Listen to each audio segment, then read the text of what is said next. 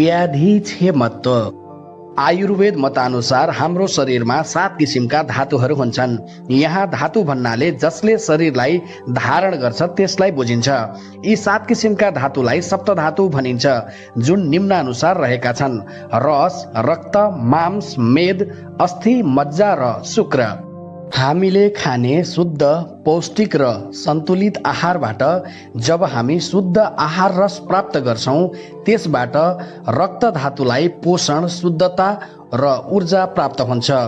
जब रस तथा रक्त धातु शुद्ध तथा विकार रहित रहन्छ, तब मांस धातु सुडौल र पुष्ट हुन्छ। जब यी 3वटै धातु विकार रहित रहन्छ, तब मेद धातुले शरीरलाई पुष्ट र वजनदार बनाउँछ। जब यी 4वटै धातु सन्तुलित र विकार रहित हुन्छन्, तब अस्थि धातु बलियो र हृष्टपुष्ट हुन्छ। जब यी 5वटै धातु विकार रहित र सन्तुलित रूपमा रहन्छन्, तब मज्जा धातुले नवीन रक्तकणको निर्माण गर्नुका साथै अस्थि धातुलाई समेत पोषण प्रदान गर्दछ। मज्जा धातुले निर्माण गर्ने रक्तकण आरबीसी र डब्लुबीसी हुन्, जसले शरीरलाई संक्रामक रोग तथा बाह्य पदार्थहरूको आक्रमणबाट बचाइराख्न प्रतिरक्षा प्रणालीको विकास गर्दछ। रस धातुदेखि मज्जा धातुसम्म जब यी 6वटै धातुहरू विकार रहित, सन्तुलित, ऊर्जावान र गतिशील हुन पुग्छ, तब शुक्र धातुको निर्माण हुन्छ। जब यी 7वटै धातु सम्मिलित सारभूत तत्त्व स्वरूप जुन बल प्राप्त हुन्छ, त्यसलाई नै आयुर्वेदमा ओज भनिन्छ र यही ओजले नै इम्युनिटी पावरको रूपमा शरीरलाई रोग विरुद्ध लड्न सक्ने क्षमता प्रदान गर्दछ। आयुर्वेदको बारेमा यति कुरा बुझिसकेपछि अब यसको उपचार शैली वा विधिको बारेमा बुझ्नु जरुरी छ। आयुर्वेदको उपचार शैली यसको मौलिक सिद्धान्त र उद्देश्यमा आधारित छ। आयुर्वेदको मुख्य प्रयोजन वा उद्देश्य भनेको रोगीमा निहित रोग वा संक्रमणयुक्त विकारलाई हटाई उसलाई पुनः स्वस्थ र हृष्टपुष्ट पार्नु मात्र होइन, स्वस्थ मान्छेको स्वास्थ्य रक्षा गरी उसलाई रोग लाग्नबाट जोगाउनु वा रोग लाग्नै नदिनु पनि हो। आयुर्वेदीय पद्धति। कोरोना भाइरसको महामारीले पुरै विश्व अक्रान्त भइरहेको र आधुनिक स्वास्थ्य विज्ञानद्वारा विकसित र सुविधा सम्पन्न मुलुकहरूमा समेत नियन्त्रणमा आउन नसकिरहेको अवस्थामा यसको उपचार र रोकथामको वैकल्पिक उपायहरूबारे खोज, चर्चा र बहस चलिरहेको सन्दर्भमा आयुर्वेदीय चिकित्सा पद्धतिमा यसको समाधान छ कि भन्ने जिज्ञासा आउनु स्वाभाविक नै मान्नुपर्छ। जब कुनै जटिल रोगका विषयमा पाश्चात्य आधुनिक चिकित्सा पद्धतिबाट कठिन र आजित भएपछि आयुर्वेदलाई विकल्पका रूपमा लिइन्छ र आयुर्वेदमा आउन साथ हठात रूपमा रेडिमेड उपचारको अपेक्षा गरिन्छ भने हाम्रो आयुर्वेद प्रतिको धारणा र आयुर्वेदीय उपचारको सैद्धान्तिक पाटो मेल नखान पनि सक्छ, किनकि उपचारका यी 2 पद्धतिहरू बिल्कुलै अलग सिद्धान्त र अलग दृष्टिकोणमा आधारित छन्। आयुर्वेदले कुनै पनि रोगको लक्षणलाई दमन गरी लाक्षणिक उपचार गर्दैन, यसले सिस्टेमिक उपचार गर्दछ। एउटा बिरामी निको हुनको लागि उसको शरीरगत वात पित्त कफ दोषहरू सप्तधातुका साथै मलको समेत शुद्धिकरण गरी प्राकृतिक रूपमै रोगीको व्याधि क्षमत्व प्रबल बनाई दीर्घकालीन रूपमा आरोग्य प्रदान गर्नुपर्छ भन्ने मान्यता राख्दछ। शरीर शुद्धिकरणका लागि पूर्व कर्म, पञ्चकर्म तथा योग साधना समेतको मान्यता राख्नुका साथै दिनचर्या, रात्रिचर्या र ऋतुचर्याको अवधारणा पनि राख्दछ। आयुर्वेदीय चिकित्सा पद्धतिले पाश्चात्य चिकित्सा पद्धतिले जस्तो रोगीको रोगको लक्षणलाई क्षणिक रूपमा दमन गरी तत्कालीन रूपमा राहतको अनुभूति गराउने कार्य गर्दैन। त्यसकारण यो उपचार पद्धति अलिकति लामो हुनुका साथै तुरुन्त असर देखाउने खालको नहुन पनि सक्छ। यी उपचार पद्धतिको यही भिन्नताको कारण आकस्मिक तथा शल्यगत चिकित्साको लागि एलोपैथिक उपचार पद्धति उपयुक्त देखिन्छ भने नसर्ने रोगहरूको जीर्णावस्था, मृगौला तथा कलेजो सम्बन्धी समस्या, नसागत वायु विकार, अल्सर, पाइल्स, दम, मधुमेह जस्ता अनेकौं रोगहरूमा आयुर्वेदिक उपचार पद्धति नै उपयुक्त देखिन्छ। त्यस्तै प्रतिरोधात्मक क्षमताको कमीले गर्दा हुने संक्रमणजन्य रोगहरूमा पनि आयुर्वेदीय उपचार पद्धति नै उपयुक्त मानिन्छ, किनकि आयुर्वेदमा उल्लेखित त्रिदोष शामक, सप्तधातु पोषक र ओजवर्धक रसायन औषध द्रव्यहरूको प्रयोग गरेर प्रतिरोधात्मक क्षमताको विकास गरी संक्रमणजन्य रोगहरूबाट पनि छुटकारा पाउन सकिन्छ। तर त्यसका लागि आयुर्वेदका केही सैद्धान्तिक वा नीतिगत दायराहरू भने अवश्य विचार गर्नुपर्ने हुन्छ, किनकि आयुर्वेदमा पनि सबै खाले रोगहरूको सबै खाले अवस्थाका लागि उपचारको दायराहरू उल्लेख गरिएका छन्। त्यस अन्तर्गत आयुर्वेदीय उपचारको सानो प्रयासबाट सजिलै र छिट्टै निको हुने रोगलाई साध्य, अलिक बढी समय लगाई कठिनले निको हुने रोगलाई कष्टसाध्य र छिटो निको हुन कठिन हुने अवस्थामा पुगेको रोगलाई असाध्य भनिन्छ भनेर व्याख्या गरिएको छ।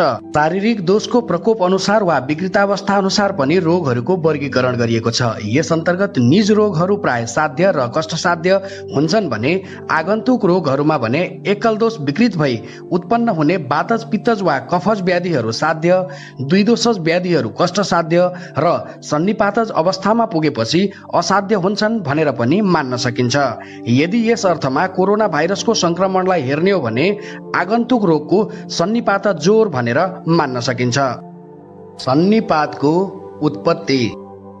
आयुर्वेद शास्त्रमा भनिएको छ, जब मानिसले अत्याधिक चिल्लो, अमिलो, तातो, चटपट स्वादको, रुखो तथा खरो किसिमको भोजन गर्छ, विरुद्ध आहारको सेवन गर्छ, अशुद्ध पानी पिउँछ, दुष्ट वा काँचो मासुको सेवन गर्छ तथा चिसो वा तातो मौसम, देश विदेशको विपरीत वातावरण, ऋतु तथा ग्रहको विपरीतताले मानिसलाई सन्निपात रोगको उत्पन्न हुन्छ।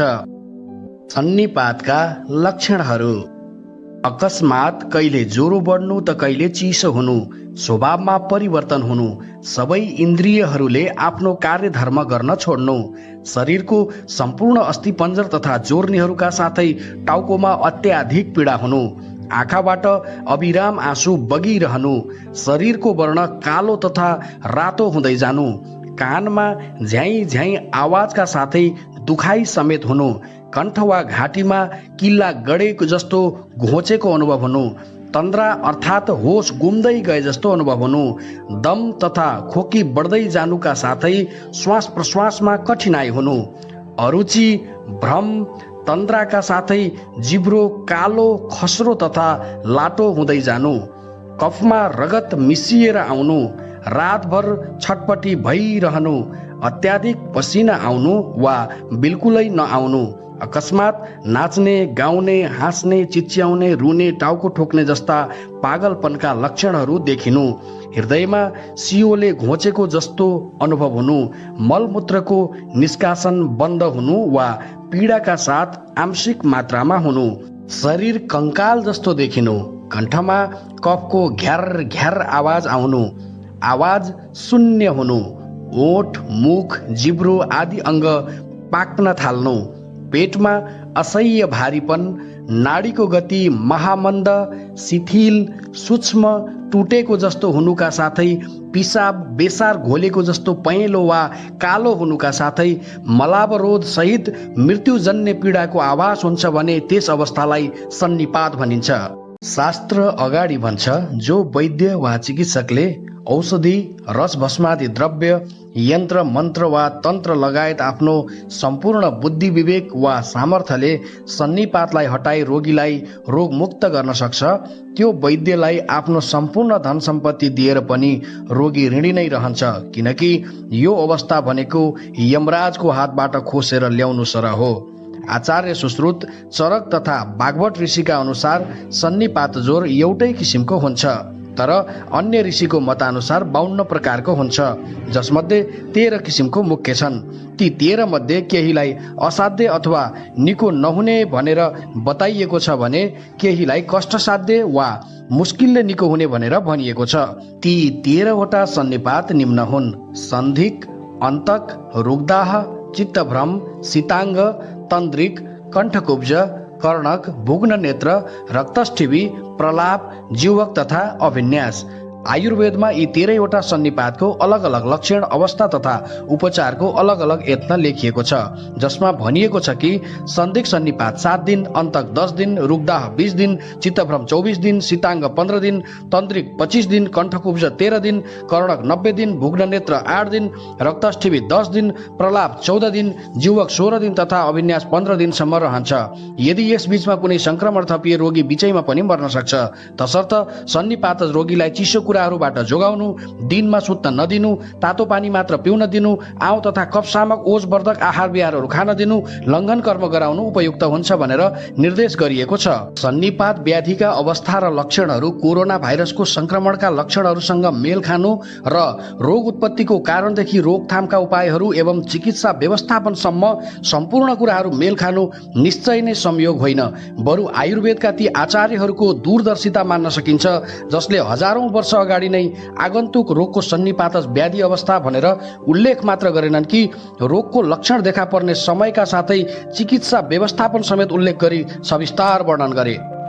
आयुर्वेद अमृत सागर रसशास्त्र तथा आयुर्वेद रस तरङ्गिणी अनुसार सन्निपात ज्वरका लागि पञ्चवक्र रस, शीत ताण्डव रस, सन्निपात भैरव रस, सर्वजोरहर लौह, स्वच्छन्द भैरव रस, स्वर्ण बसन्त मालती, सिद्ध प्राणेश्वर रस जस्ता औषधि रोग र रोगीको अवस्था अनुसार मात्रा तथा अनुपानको निर्धारण गरी प्रयोग गर्दा कष्टसाध्य सन्निपातमा रोगीलाई आराम मिल्छ भनेर बताइएको छ। त्यसकारण कोरोना भाइरसको उपचारमा पनि आवश्यकता अनुसार वैद्य वा चिकित्सकको छनौट तथा निगरानीमा यी औषधिहरूको प्रयोग गर्न सकिन्छ। त्यस्तै काष्ठादि औषध द्रव्यहरूको हकमा ज्वरो समानार्थ चिराइतो, कालमेघ, गुडुची जस्ता औषध द्रव्यहरूको प्रयोग गर्न सकिन्छ भने श्वास प्रश्वास जन्य समस्याहरूमा सोमलता, असुरो, सुठो, मरिच, पिप्ला, कण्टकारी, यष्टिमधु जस्ता औषध द्रव्यहरूको प्रयोग गर्न सकिन्छ।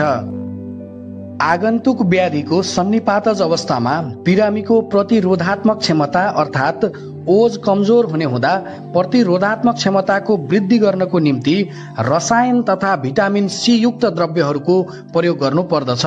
त्यसका लागि अमला सबैभन्दा उत्तम मानिएको छ। अमला तथा गुडुचीको सोरस वा चूर्णलाई मिसाएर पनि प्रयोग गर्न सकिन्छ। यदि श्वास प्रश्वास जन्य समस्या भएमा त्यसमा अलिकति तुलसी तथा मरिच मिसाएर प्रयोग गर्दा लाभकारी हुन्छ। अश्वगन्धा, शतावरी, यष्टिमधु, शिलाजित, सिद्ध मकरध्वज र च्यावनप्राश जस्ता औषधिहरू ओजवर्धक अर्थात् प्रतिरोधात्मक क्षमतावर्धक हुन्छन् भनेर शास्त्रमा भनिएको छ।